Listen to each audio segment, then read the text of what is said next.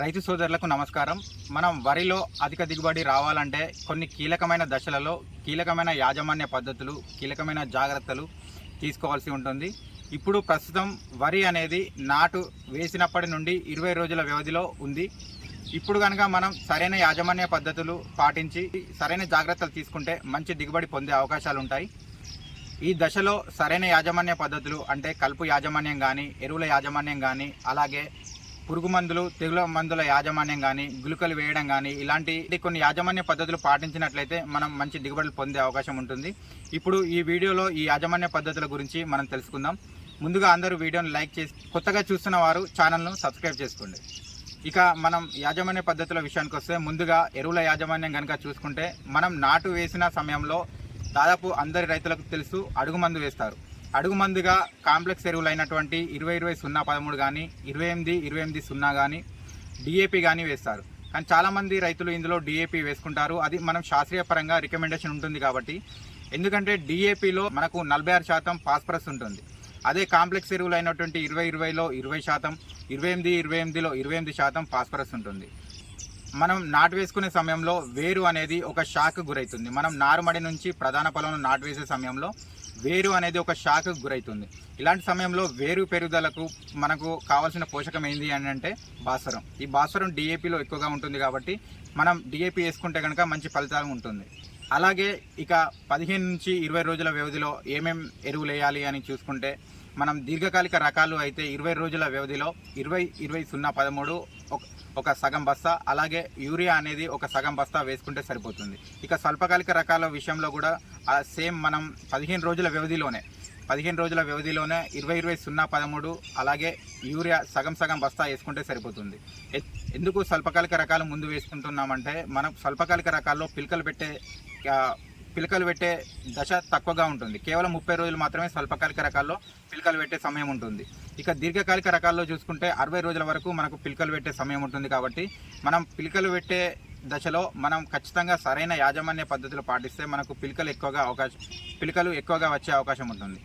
ఇక కలుపు యాజమాన్యం కనుక చూసుకున్నట్లయితే, మనం నాటు వేసే సమయంలో మొక్క యొక్క వేరు అనేది బలహీనంగా ఉండటం వల్ల కలుపు మొక్కలు తీవ్ర ఉధృతమయ్యే అవకాశం ఉంటుంది. కలుపు మొక్కలు అనేవి మొదటి నాటు వేసిన 5 రోజుల లోపు మనం మొలక వచ్చే అవకాశం ఉంటుంది. కాబట్టి ఈ దశలోనే మనం 3 నుంచి 5 రోజుల వ్యవధిలో ఖచ్చితంగా ప్రిటిలాక్లోర్ అనే మందును 400 మిల్లీలీటర్లు ఒక ఎకరానికి సరిపడా వెదజల్లుకుంటే మనం ఖచ్చితంగా కలుపు అనేది సమర్థవంతంగా అరికట్టవచ్చు. ఇక ఈ ప్రిటిలాక్లోర్ అనేది 400 ml ఒక పొడి ఇసుకలో కలుపుకొని ఒక ఎకరానికి సరిపడా మొత్తం సమానంగా వెదజల్లుకుంటే మనం కలుపును నివారించుకోవచ్చు.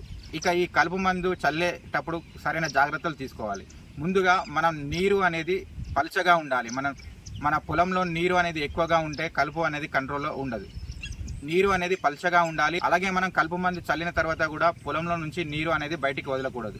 పలుచగా ఉన్నప్పుడు మాత్రమే ఈ కలుపు మందును పొడి ఇసుకలో కలుపుకొని చల్లుకుంటే మంచి ఫలితాలు ఉంటుంది. ఇక నీరు ఎలా పెట్టాలి అనే విషయాలు కనుక మనం చూసుకుంటే, ఎప్పుడు కూడా మనం నాటు వేసిన తర్వాత మనం అధికంగా నీరు అనేది పొలంలో ఉంచకూడదు. ఎందుకంటే పిలకలు పెట్టే కెపాసిటీ అనేది నీరు ఎక్కువగా ఉంటే సామర్థ్యం తగ్గిపోతుంది. ఈ నీరు అనేది పల్చగా ఉండాలి. ఎప్పుడు కూడా వెంటుకపాటు పగులు వచ్చినప్పుడు మాత్రమే నీరు మనం పొలానికి అందించాలి. ఎక్కువగా ఉంటే మనం మొక్క మొదలు నుంచి పిలకలు అనేది బయటికి రాకుండా మనం అడ్డుకున్న వలం అవుతాం. కాబట్టి మనం నీరు అనేది పల్చగా పెట్టినట్లయితే మనకు పిలకలు అనేది ఎక్కువగా వచ్చి దిగుబడి ఎక్కువగా వచ్చే అవకాశాలు ఉంటుంది. మన దిగుబడి మొత్తం కేవలం పిలకల మీదనే ఆధారపడి ఉంటుంది. కాబట్టి నీరు అనేది పల్చగా పెట్టుకోవాలి. ఈ యాజమాన్యం కనుక మనం చూసుకున్నట్లయితే, మనం నారుమడిలో కానీ ప్రధాన పొలంలో కానీ కోత దశ వరకు కూడా మనకు మేజర్గా ఆశించే పురుగులలో ఒకటైన మొగి పురుగు.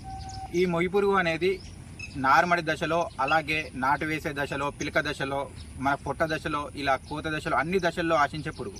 ఈ మొగి పురుగు అనేది నారుమడి దశలోనే మొక్క యొక్క కొన భాగంలో సుమారుగా ఒక రెక్కల పురుగు 150 నుంచి 300 గుడ్లు పెట్టే అవకాశం ఉంటుంది.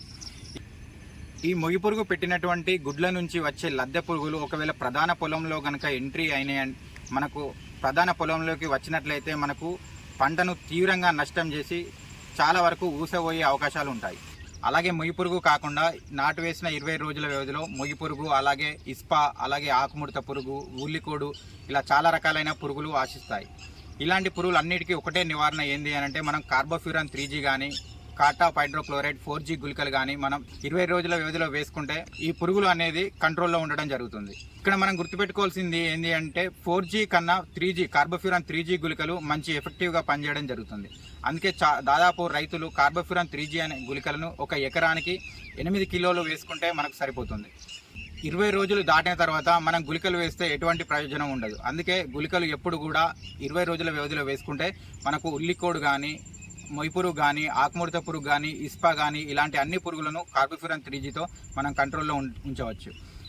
ఒకవేళ ఈ పురుగులు కనుక తొలి దశలో ఆశించినట్లయితే మనం కార్బోఫ్యూరాన్ 3G గుళికల కన్నా ముందుగానే మనం క్లోరిపైరిపాస్ 50 EC కానీ, అలాగే కార్టాప్ హైడ్రోక్లోరైడ్ అనే మందును కానీ, లేదా క్లోరాంత్రినిప్రోల్ అనే మందును కానీ, లేదా టెట్రానిలిప్రోల్ ఇలా చాలా రకాలైన మందులు మనకు మార్కెట్లో అందుబాటులో ఉన్నాయి.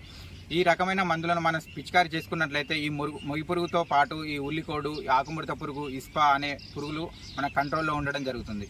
ఇక తెగుళ్ళ యాజమాన్యం కనుక చూసుకుంటే వానాకాలంలో తెగుళ్ళ బెడద అనేది చాలా తక్కువగా ఉంటుంది. యాసంగితో పోల్చితే వానాకాలం సీజన్లో తెగుళ్ళ బెడద అనేది తక్కువగా ఉంటుంది. కాబట్టి మనం కార్బెండిజం ప్లస్ మ్యాంకోజెబ్ అనే కాంబినేషన్లో వివిధ రకాలైన ట్రేడ్ నేమ్లతో మనకు మార్కెట్లో లభ్యమవుతున్నాయి. ఏ రకమైన ఆకుమచ్చ తెగుళ్ళైనా కూడా ఈ కాంబినేషన్లో మనం పిచికారీ చేసుకుంటే మనకు తెగులు అనేది కంట్రోల్లో ఉంచవచ్చు. ఇక యాసంగి సీజన్ వల్లే మన వానాకాలం సీజన్లో జింక్ లోపం అనేది కనబడదు. ఒకవేళ చౌడు భూముల్లో కానీ, జింక్ తక్కువగా ఉన్న భూముల్లో కానీ ఒకవేళ జింక్ లోప లక్షణాలు మనం గమనించినట్లయితే జింక్ సల్ఫేట్ను మనం స్ప్రే చేసుకుంటే జింక్ లోపాన్ని నివారించుకోవచ్చు. అలాగే ఇంకా సూక్ష్మ పోషకాల విషయానికి వస్తే బోరాన్ కానీ, మెగ్నీషియం కానీ, ఐరన్ కానీ ఇలాంటి సూక్ష్మ పోషకాల లోప లక్షణాలు కనుక మనం గమనించినట్లయితే స్వర్ణపాల్ కానీ, మల్టీకే కానీ, ఫార్ములా 4 కానీ ఇలాంటి ట్రేడ్ నేమ్లతో మనకు చాలా రకాలైన సూక్ష్మ పోషకాలకు సంబంధించిన ట్రేడ్ నేమ్లతో మార్కెట్లో లభ్యం కావడం జరుగుతుంది. ఇది కనుక మనం స్ప్రే చేసుకుంటే సూక్ష్మ పోషకాల లోప లక్షణాలను మనం నివారించుకోవచ్చు. ఇక మనం ఇప్పుడు చెప్పుకున్నటువంటి పురుగు మందుల యాజమాన్యం కానీ, తెగుళ్ళ యాజమాన్యం కానీ, అలాగే ఎరువుల యాజమాన్యం, నీటి యాజమాన్యం, సూక్ష్మ పోషకాల యాజమాన్యం, గుళికలు వేయడం కానీ ఇలాంటి అన్ని విషయాలు మనం సరైన పద్ధతిలో సరైన జాగ్రత్తలు కనుక తీసుకొని మనం సరైన యాజమాన్య పద్ధతులు చేసుకున్నట్లయితే మనం మంచి దిగుబడులు పొందే అవకాశం ఉంటుంది. ఇక ఈ వీడియో కనుక మీకు నచ్చినట్లయితే వీడియోని లైక్ చేయండి. అలాగే మన ఛానల్ను సబ్స్క్రైబ్ చేసుకోండి. Thank you.